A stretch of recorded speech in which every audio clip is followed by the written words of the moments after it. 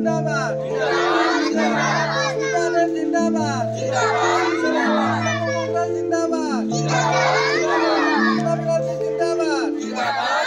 প্ৰথমতে আটাইলৈ ধন্যবাদ জ্ঞাপন কৰিছোঁ।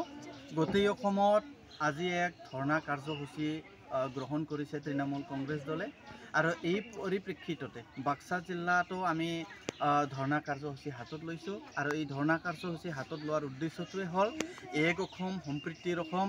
আমি গোটেই হিন্দু মুছলমান ভাই মিলি আমি একেলগে এটা এনাজৰীৰে আমি আগবাঢ়িব লাগে। ইয়াত আমি বিভাজনৰ ৰাজনীতি কৰাটো বাদ দি গোটেই ব্যৱস্থাপনাটো আমি এক উন্নতিৰ জখলালৈ আগবাঢ়িব লাগিলে আমি একতাৰ জৰিৰে থাকিব লাগিব। আৰু এই পৰিপ্ৰেক্ষিতত বিজেপি চৰকাৰখনে আজি 10টা বছৰ আজি ৰাজ্যক হিন্দু মুছলমানৰ ব্যৱস্থা কৰিছে। আজি NRCৰ নামত বহু কোটি টকা তেওঁলোকে লুণ্ঠন কৰিছে, কিন্তু আমাৰ NRCৰ নামত সফলা স্বৰূপ এটা আমি দেখিবলৈ পাইছোঁ।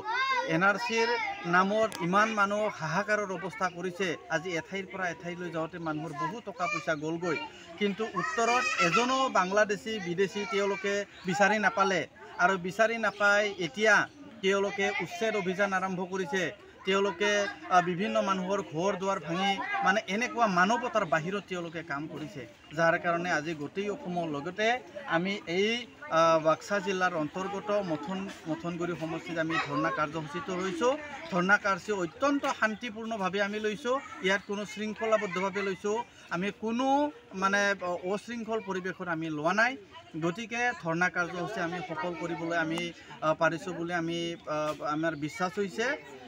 এইখিনিয়ে ক'ব লগা আমাৰ আজি।